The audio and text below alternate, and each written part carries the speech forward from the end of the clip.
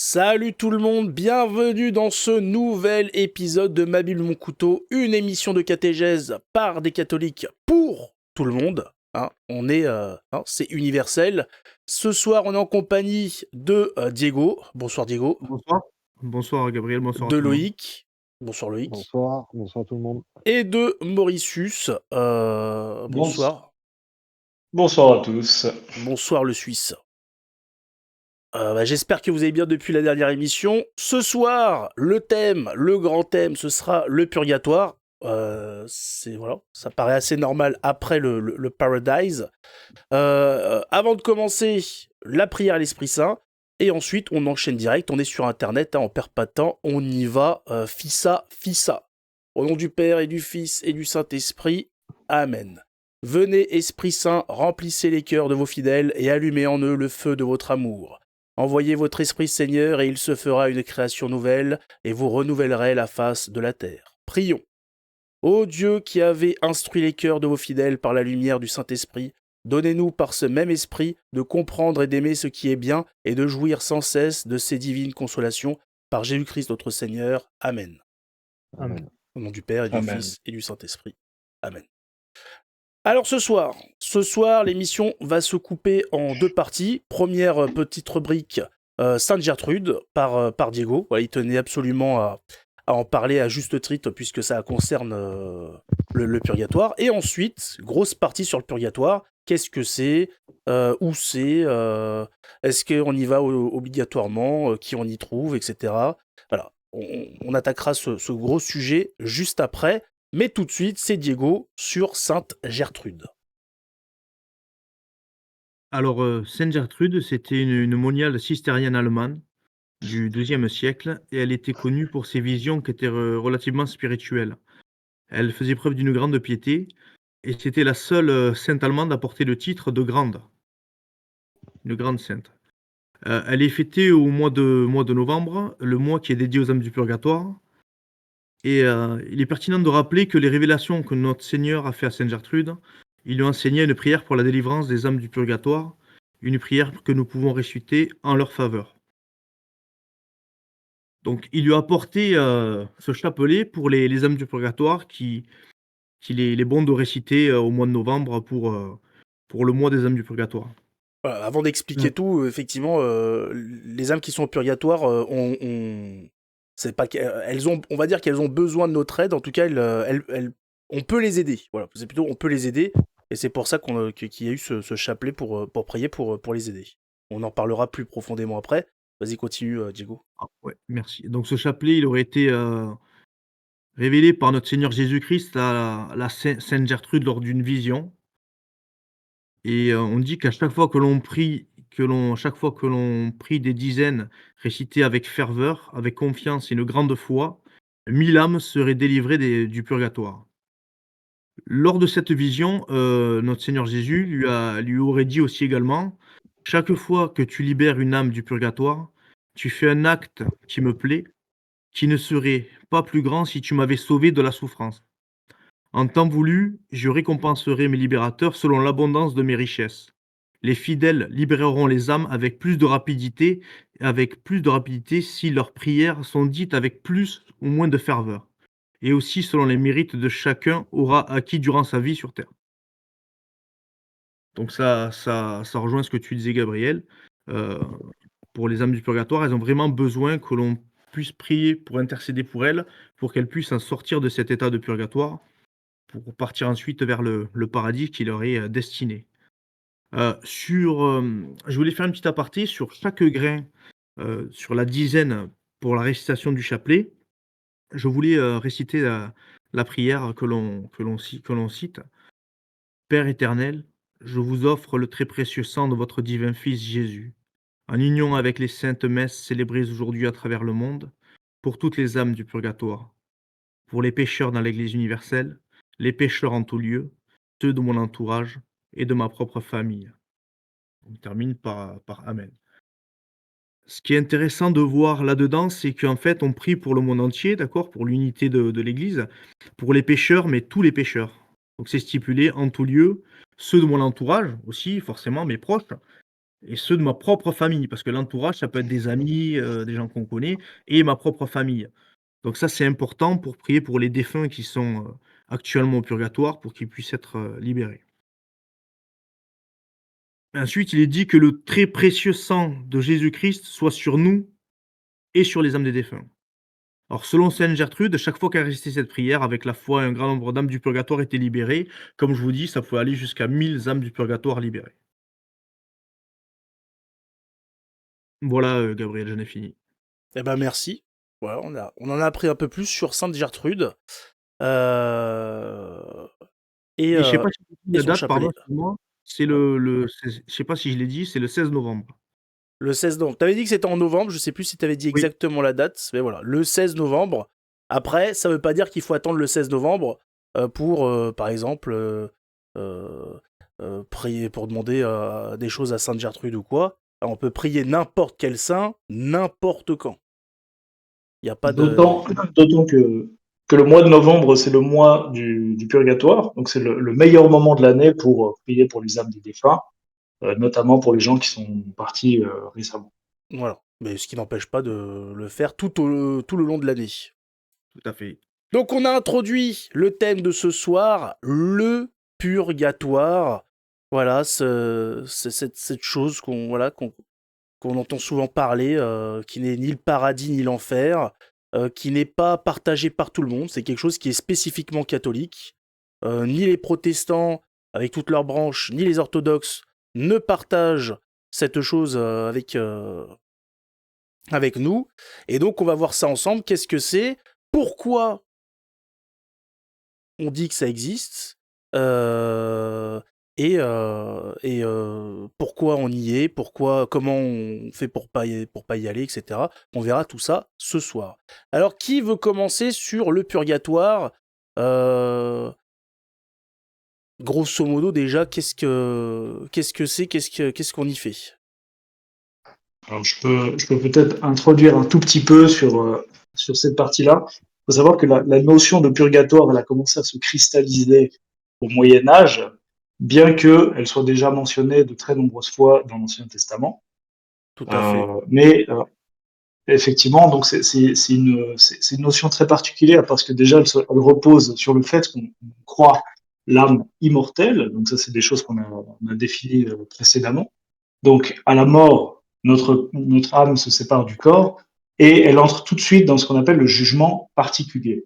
Mm. Et ce jugement particulier est un jugement individuel, donc qui vient et qui sera pour tout homme, qu'il soit chrétien ou non, et qui déterminera si on est sauvé, c'est-à-dire qu'on pourra aller voir Dieu, être en vision béatifique, ou bien si on sera jeté à la gêne de feu, c'est-à-dire l'enfer. Tout à fait. Le purgatoire, c'est déjà la récompense, c'est-à-dire que c'est un état dans lequel nous savons que nous allons gagner le ciel, Mm. mais nos péchés tachent l'âme d'une manière qui déplaît à Dieu. Et comme Jésus nous l'a dit, vous serez saints comme je suis saint. Voilà. Donc on sait très bien qu'on n'est pas tous saints et on arrive très souvent à la mort malgré tous nos efforts dans un état où malheureusement notre âme n'est pas complètement propre et on va devoir passer un temps pour laver ses péchés et les payer par une période de souffrance qu'on appelle l'état de purgatoire. Si je peux me permettre, tout à l'heure tu as parlé du Moyen-Âge, moi j'ai la donnée, donc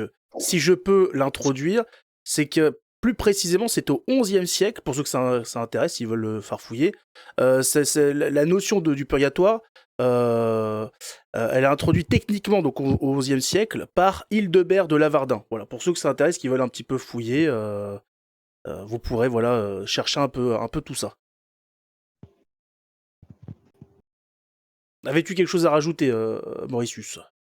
Alors c'était juste une petite introduction comme ça, c'est excellent qu'on ait pu mettre une date exacte, effectivement c'est au XIe siècle, et puis je ne sais pas si vous voulez continuer sur des aspects un peu plus en détail. Ça dépend sur quoi on enchaîne. Moi, ce que je voulais, si pour rajouter vite fait, c'est que grosso modo, les martyrs parviennent immédiatement à la félicité, et les non-martyrs, bah, ils doivent expier les fautes baptismales, c'est-à-dire les fautes qu'on a commises après notre baptême, parce que nous sommes complètement lavés à partir du baptême, et tout ce qui est, toutes les erreurs, tous les péchés qu'on fait après, eh ben, seront des choses qu'il faudra réparer de son vivant au maximum, et tout ce qui n'aura pas été réparé à ce moment-là sera réparé, sera fait après au purgatoire. Euh, Dans l'Ancien Testament, je ne sais pas si vous étiez au courant de comment mentionner ça. On a des traces donc du purgatoire pour ceux qui pensent que c'est une invention catholique, euh, avec le Sheol. Le Sheol des morts dans l'Ancien Testament. Voilà. Pour ceux qui veulent un peu farfouiller, qui veulent avoir des preuves de cette chose, c'est ça. Et le purgatoire donc est plutôt donc un endroit médical qu'un endroit pénal. C'est pas la prison. C'est un endroit où en fait les âmes grosso modo se soignent avant de pouvoir atteindre le paradis. Alors on peut peut-être préciser pourquoi on doit passer par le purgatoire, que si on veut atteindre le paradis, on se doit d'être lavé de toutes nos fautes. Que si C'est on ça. arrive si jamais on arrivait devant Dieu, de Dieu le Père, avec nos péchés, on serait instantanément détruit. Notre âme serait détruite directement. Parce que le pur ne peut pas se mêler à l'impur. C'est ça. On ne peut pas aller au paradis avec le moindre péché, la moindre trace de péché. C'est ça. Maintenant, qu'est-ce qu'on ressent au purgatoire? Le purgatoire, c'est un état dans lequel la souffrance est immense. Donc les âmes qui y sont passent par un feu. D'ailleurs, c'est ce qui est dit dans la Bible, et notamment dans le Nouveau Testament. Il a dit, vous qui passerez par le sel et le feu qui purifient. Donc c'est un feu, donc on sait qu'il va y avoir une souffrance très particulière, qui est beaucoup plus intense que tout ce qu'on peut connaître ici-bas sur la Terre. Ça a été rapporté par des saints qui sont apparus dans des visions à d'autres saints, expliquant que une minute de purgatoire, c'était déjà presque insoutenable pour une âme terrestre. Donc on peut se rendre compte à quel point la souffrance est immense dans cet état-là. Et c'est la raison pour laquelle on va prier pour soulager ces souffrances, diminuer la durée de la peine qui est due au purgatoire, parce que il n'y a que Dieu seul qui sait le temps qu'on va y passer. Et d'une certaine manière, qu'est-ce qu'il va falloir pour repayer pour cette âme qui ne peut pas se sauver par elle-même. C'est ça, c'est pour ça qu'on Oui. demande de prier pour les âmes du purgatoire, parce que les âmes du purgatoire ne peuvent pas prier pour elles-mêmes. C'est pour ça qu'on demande de le faire.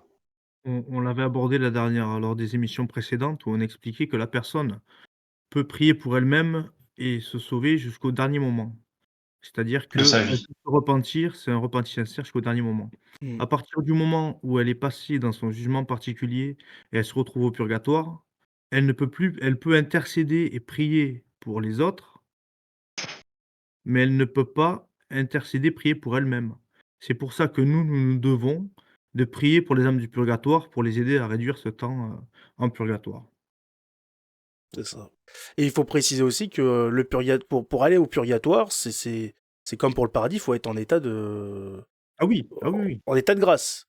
État de grâce, oui. C'est pas le purgatoire, c'est pas pour ceux qui sont en état de péché mortel. Voilà, c'est pareil que pour le paradis, il faut être en état de grâce. C'est juste que c'est pour ceux qui ont encore qui ont l'âme encore un petit peu tachée et qui doivent finir Alors, on de pourrait se symboliser, nettoyer. ça, par exemple, avec un rattrapage. On passe un examen ou on passe un concours, on l'a raté de peu, on est repêché, on a le rattrapage. Pour C'est ça. synthétiser vraiment, avoir une image assez simple de ce qu'est le purgatoire.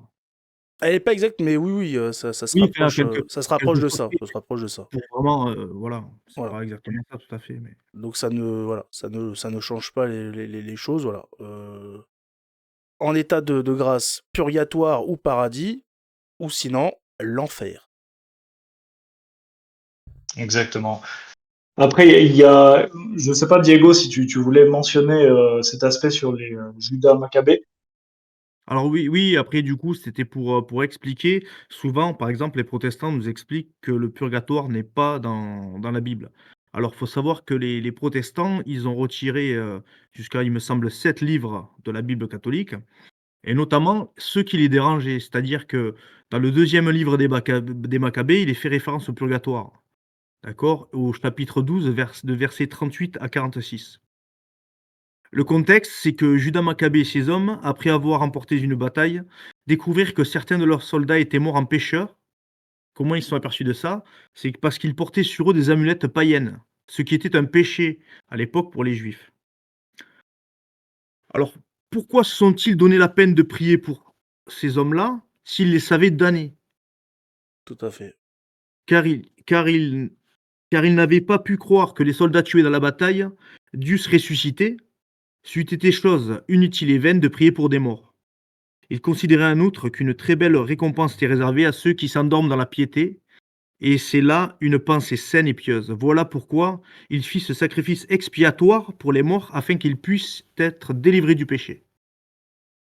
C'est la référence explicite du purgatoire. Ça C'est nous ça. explique que le Ah, purgatoire existe. donc, juste pour qu'on va continuer là-dessus pour voilà, prouver que le purgatoire existe. Juste avant, en fait, ce problème, il est lié au fait que l'eschatologie, elle s'est développée très lentement, ce qui a créé ces soucis de compréhension.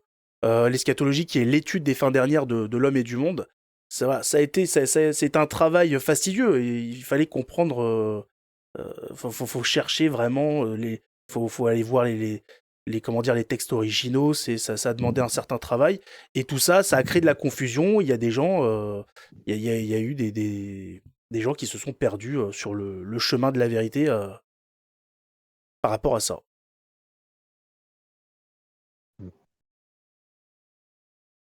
Donc, Exactement. pour en revenir sur l'épreuve, on a expliqué ce qu'était le purgatoire. Maintenant, il faut l'épreuve parce qu'on a tout le monde contre nous sur le purgatoire.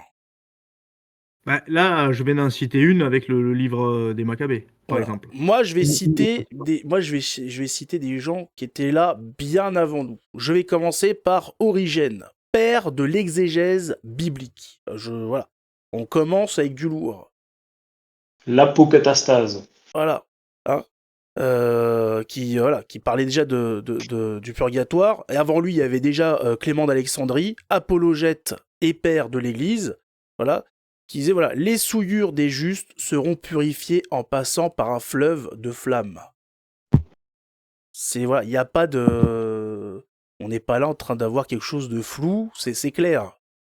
Dans ceux qui affirment aussi l'existence de peines purificatrices, on retrouve Cyprien, Ambroise, Grégoire de Nice, Césaire d'Arles. On peut même aller voir chez Saint Augustin, qui appuie ses enseignements concernant la purification de l'au-delà sur la prière de l'Église pour les morts, De cura mort, De octodou, donc il s'appuie sur l'épigraphie orientale et occidentale. L'épigraphie, c'est l'étude scientifique des écritures gravées, qui atteste que le peuple chrétien prie depuis le début pour les morts. C'est depuis toujours. C'est pas apparu 3, 4, 5, 6, 7 siècles après, c'est depuis l'enseignement du Christ. Simple et net. Et ensuite, on peut citer aussi Tertullien, qui connaît déjà la célébration eucharistique alors qu'il est né entre 150 et 160. Pareil pour Cyprien et Cyril de Jérusalem. Voilà. Donc on est au début et on a déjà des prières pour les morts, voilà, dès le commencement. Exactement. Et si je peux rajouter quelque chose sur Origène, il faut savoir que Origène, très longtemps, a été assailli par les mêmes pensées que partage aujourd'hui l'Église schismatique orientale, c'est-à-dire les orthodoxes, sur cette question-là, Oui. qui est comment est-ce que Dieu peut avoir une parfaite miséricorde envers l'homme et potentiellement l'amener en enfer ou potentiellement ne pas l'amener toujours au paradis. Et c'est quelque chose qu'aujourd'hui l'Église orthodoxe refuse. C'est-à-dire que ils ne croient pas dans le purgatoire, donc ils ne croient pas dans la possibilité que une âme ait besoin de se purifier. Et donc, enfin, ce que j'essaie de dire par là, c'est que, bref, Origène, à un moment donné, a douté de l'existence du purgatoire, et, euh, et puis au final, en travaillant sur les textes, il a fini par tomber à la conclusion que le purgatoire était essentiel pour la plupart des âmes. C'est ça, lui aussi, il a été en proie au doute et à force de recherche, eh ben, il a trouvé les preuves de l'existence du purgatoire. Et, euh, et que Dieu pouvait envoyer les âmes au paradis, au purgatoire ou en enfer. Ouais, voilà, c'est les souffrances des âmes au purgatoire, c'est une purification nécessaire et c'est pas une punition. C'est vraiment pour dans la Dieu étant miséricordieux, il nous laisse une possibilité de nous laver de nos péchés même après la mort, quand on est en état de grâce, bien sûr, les péchés véniels et le manque de charité. Et voilà, c'est nécessaire. Comme il y a une phrase qui dit vous serez purifiés par le feu, comme on purifie l'or quand on le passe au creuset. Voilà, c'est tout. C'est un processus de purification, d'où le nom purgatoire, d'ailleurs. Le fait de purger ses péchés. C'est exact. Est-ce que, Diego, tu veux citer des passages? Parce que là, moi, j'ai cité des pères de l'Église, etc. On a cité des gens extérieurs. Est-ce que tu as d'autres passages de la Bible qui montrent explicitement le purgatoire? Alors moi, sur le purgatoire, je suis vraiment allé à l'essentiel, c'est-à-dire le problème qu'on a avec les protestants, c'était vraiment par rapport au livre des Maccabées qu'ils ont eux retiré, ils sont pas Ah bah embêtés en soi. oui, ils l'ont supprimé tout simplement. Ensuite, sur le purgatoire, ça on a cité le fait que c'est un état de purification, les souffrances dans le purgatoire et l'importance des prières pour les suffrages des défunts. Hem, ce qu'on pourrait préciser, c'est éventuellement quand, quelqu'un meurt dans votre famille, ce qu'il faut faire parce qu'on ne sait jamais où vont les défunts. On peut penser que les gens ont une vie très sainte, très pieuse, mais peut-être qu'ils ont eu un péché mortel qui, par orgueil, n'ont jamais confessé et ils peuvent ne pas aller, même aller en enfer. Même des gens qu'on pense être des saints, vous voyez? Et il faut prier pour les âmes du purgatoire, il faut prier pour les âmes de nos défunts. Donc, ce qui est intéressant et important à faire, c'est ce qu'on appelle, une trentaine. C'est faire célébrer 30 messes, d'affilée pour le défunt, ce qui va l'aider à réduire son temps de purgatoire, si jamais il est au purgatoire. Et comment ça Si se passe pour faire fêter ces 30 messes? Alors, le mieux, c'est d'aller dans un monastère et de moyennant finance, on donne ce qu'on a, c'est pas quelque chose on on participe, si vous voulez, en donnant, C'est un don. Il demande un voilà, don. c'est un don. C'est pas une histoire de si vous avez pas grand-chose, si vous avez rien et que vous venez sincèrement leur demander ça, pour une fin, ils le feront, volontiers et 30 messes sont célébrées pendant, 30 jours d'affilée et il y a eu des gens qui ont fait ça pour des proches à eux, des défunts, des proches à eux et à la fin des 30 messes récitées, ces âmes du purgatoire, peuvent parfois être, autorisées à venir intercéder avec des êtres humains et les âmes du purgatoire étaient venues remercier cette personne qui avait prié pour eux, qui avait fait rester une trentaine et parce qu'elle pouvait ensuite aller dans le royaume, du Seigneur, au paradis, pour aller contempler sa gloire. Tout à fait. Et on pourrait ajouter à ça, Diego, que il n'y a pas de notion de temps dans l'éternité. C'est-à-dire Tout qu'une à fois fait. qu'une personne est morte, si par exemple, mettons que dans les 3 années qui ont suivi la mort, personne n'était baptisé ou personne ne pratiquait la religion, et qu'après avoir découvert le Seigneur, on a ce désir de travailler pour les âmes du purgatoire, il est toujours possible de prier pour son défunt, même si ça fait plusieurs années qu'il est mort. Ah oui, tout à fait, bien sûr, oui. C'est que la notion de temps, n'est pas du tout la même. C'est tu l'as bien expliqué tout à l'heure quand tu citais, 1 minute au purgatoire et Enfin, c'est On est en dehors du temps et de la matière. tout à fait. Exactement. Du temps et de l'espace. Et vous pouvez, voilà, voilà, faut prier pour les gens au purgatoire parce que il y en a qu'on a oublié. Il y a des, voilà, il y a des gens qui sont morts il y a X temps. Il y a plus personne qui prie pour eux, donc il faut, voilà. N'hésitez pas à prier pour toutes les âmes du purgatoire. Comme ça, si Dieu veut, ça en libérera dans l'ordre qui aura été choisi là-haut. Est-ce que vous Et avez une puis, réponse à cette question? Vas-y. non, non, c'est bon, C'est c'est bon. comme tu veux. Moi, j'ai pas la réponse, je vous préviens, c'est pas une question piège. Est-ce que vous savez ce qu'il arrivera aux âmes du purgatoire au moment du jugement dernier? Ces âmes qui n'auront pas fini de purger leur, ouais, on va appeler ça leur peine au purgatoire.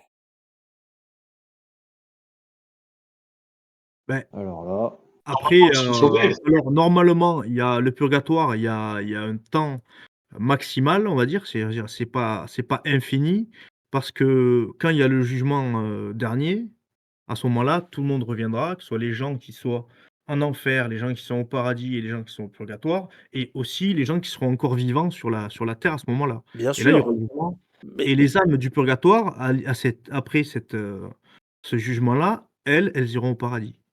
donc donc elles seront lavées Elles seront lavées, oui, elles auront expié leurs instantanément. fautes.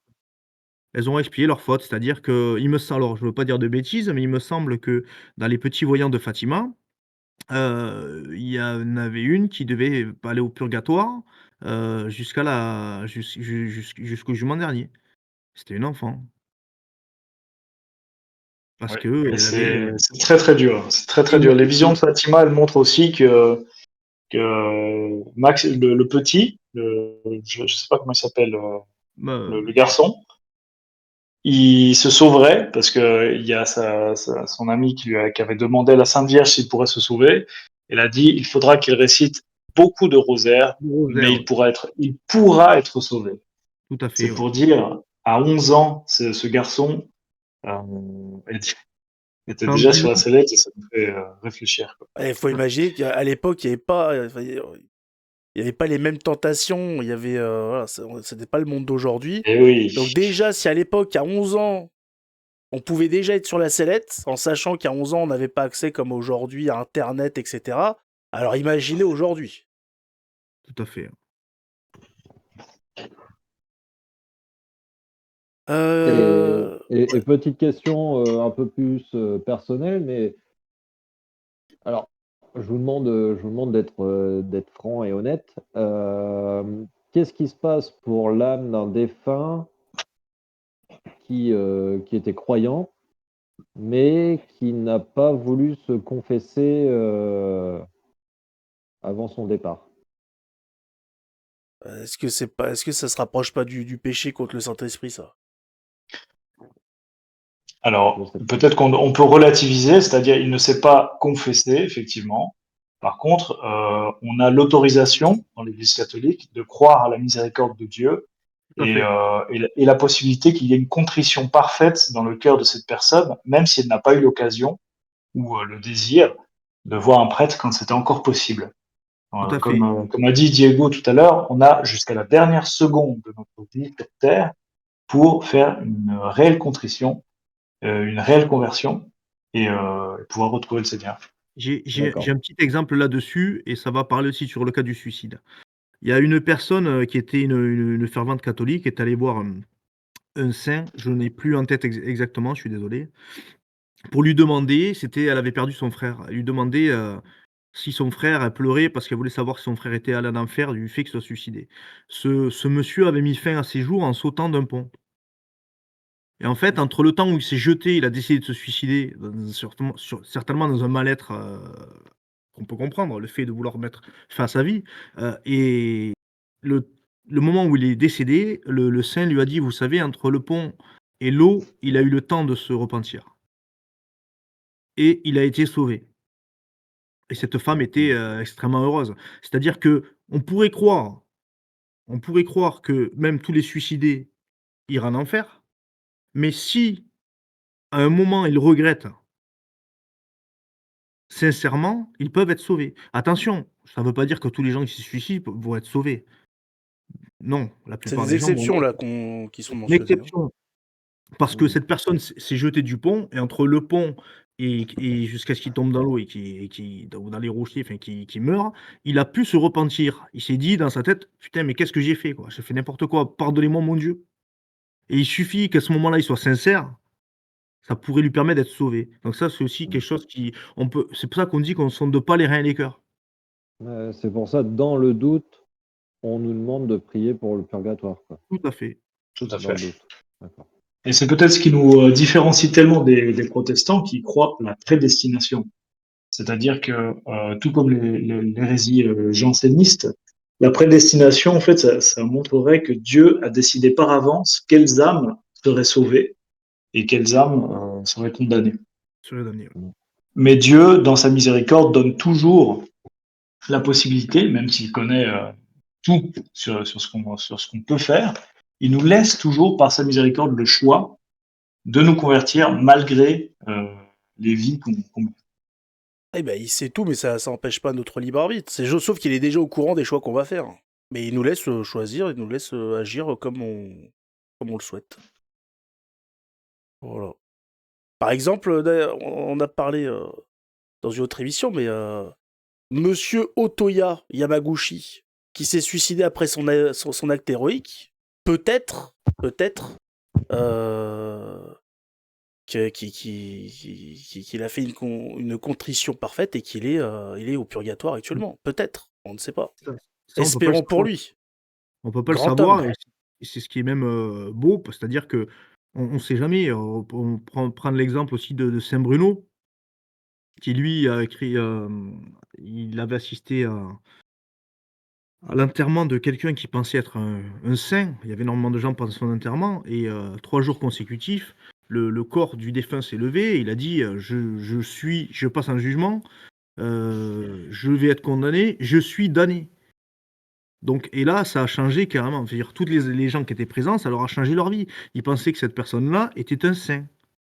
Malheureusement, il ne l'était pas parce il n'avait pas voulu confesser un péché mortel qu'il avait en lui. Les gens pensaient que c'était quelqu'un de saint et donc il avait du mal à remettre ça au pied de la croix de notre Seigneur Jésus-Christ et il a été damné.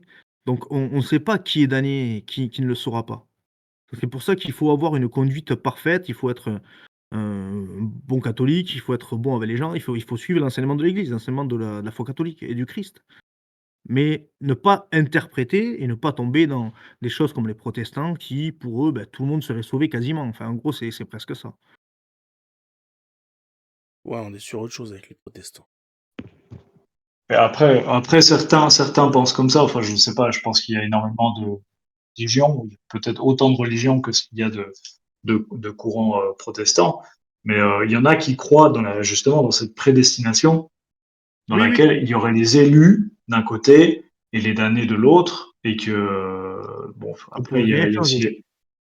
voilà, les pentecôtistes, je pense que c'est plus comme ça, et puis certains, au contraire, pensent que tous seront sauvés parce que la miséricorde de Dieu est infinie.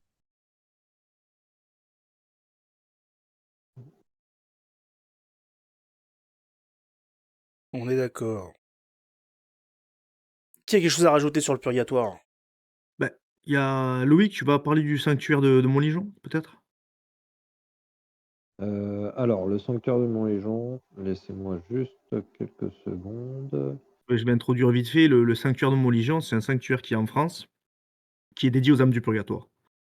Donc c'est un lieu de pèlerinage où beaucoup de gens viennent d'Europe et de France, même du monde, hein, pour certains qui viennent en France et qui sont catholiques, donc ils en profitent Mais il est pour aller où? un peu et Loïc, c'est bon Loïc ou pas? Alors, oui. Alors, le sanctuaire de Montligeon. Donc, il est situé à la chapelle Montligeon en Normandie. C'est un lieu de pèlerinage dédié à la prière pour les âmes du purgatoire. Ça a été fondé à la fin du 19e siècle et il a été créé pour prier notamment pour les défunts oubliés, ceux qui n'ont pas de proches pour les accompagner dans leurs prières. La basilique Saint-Pierre du sanctuaire est consacrée à cette intention et tout le site est organisé autour de la dévotion au purgatoire. Donc, le sanctuaire est particulièrement connu pour sa chapelle des âmes du purgatoire, là où il y a des centaines de pèlerins, qui se rassemblent chaque année pour prier pour les défunts, et notamment lors de la fête de la Toussaint et de la commémoration des fidèles défunts. Et il y a une prière pour les âmes en purification. Euh, voilà. Après, il y a aussi des saints avec une dévotion particulière pour les âmes du purgatoire. Et les plus connus sont Saint François de Sales, Saint Padre Pio, bien sûr. Ensuite, il y a Sainte Catherine de Gênes, Saint Jean Vianney, Sainte Thérèse de Lisieux, Saint Robert Bellarmin et Saint Hildegarde de Bingen. Voilà. Très bien. Pour finir, à moins que vous ayez quelque chose à rajouter, C'est tout bon. on Non, c'est peut bon. parler. T'as quelque chose à rajouter, Diego? Non, c'est Non, bon. c'est bon. Non. On peut parler, vous pouvez expliquer ce qu'est les limbes. Oui. Alors, qu'est-ce que les limbes? Bien, les limbes, c'est un endroit très particulier. Donc, c'est ni l'enfer, ni le purgatoire, ni le paradis. Alors, j'ai pas énormément de notions. Je pense que tu pourras plus nous éclairer, Gabriel, là-dessus. Mais c'est l'endroit dans lequel se retrouvent toutes les personnes qui n'ont pas eu la possibilité d'avoir la, qui n'ont absolument pas reçu Dieu ou qui n'ont eu aucune idée de la connaissance de Dieu. Donc, par exemple, on y retrouve très souvent les nouveau-nés qui n'ont pas encore été baptisés, entre autres, hein, mais Les nouveau-nés, les enfants qui ont été avortés. Oui. Voilà. Et Alors, il y a une chose. c'est pas un lieu sympa. C'est pas comme le purgatoire. Voilà. C'est pas super de cependant, se retrouver dans les cependant, limbes.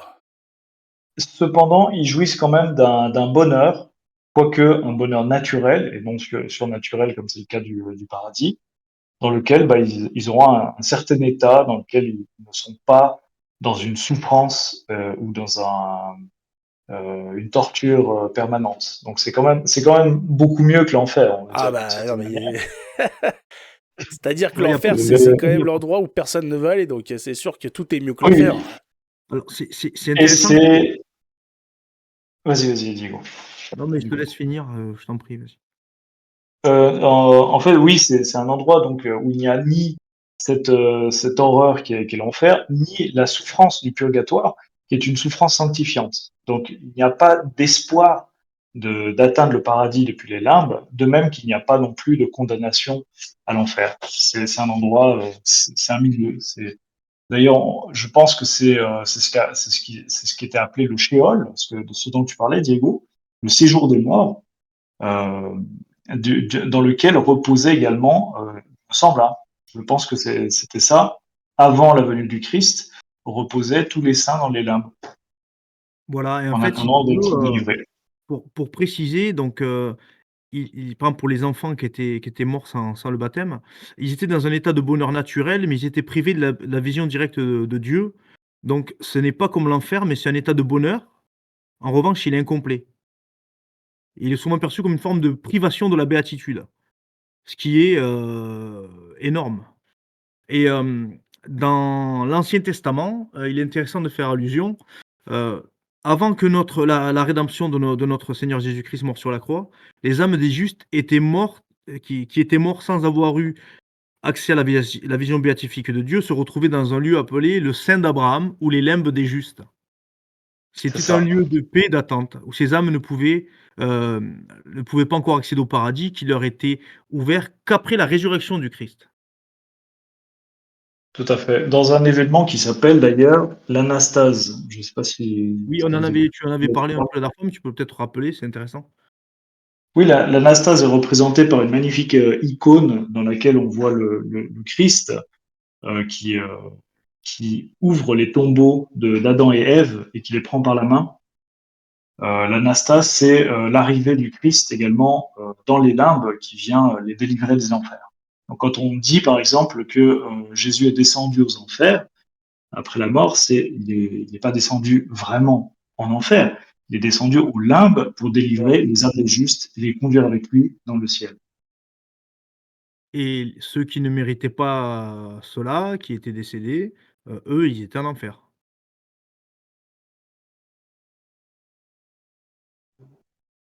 Très bien. Je pense qu'on a bien fait le tour là du purgatoire. Oui, je pense que là, le purgatoire, c'est propre. Donc voilà, donc n'oubliez pas l'importance des prières, des indulgences, des bonnes œuvres pour aider à alléger le temps des âmes du purgatoire. Voilà, maintenant que vous le savez, vous avez le devoir de prier pour elles. Et ben on se retrouve pour le prochain épisode qui concernera l'enfer pour clôturer ces 3 lieux bien connus. Enfin non, connus de nom, mais pas plus que ça. Donc on se retrouve pour la prochaine, les gars. Ouais, avec grand plaisir. C'est ça. Allez, en tout cas, ça fut un Exactement, plaisir. parfait. Et puis à la Partagez. prochaine. À la À la prochaine. prochaine. À la prochaine. Merci aux Ciao, éditeurs. ciao.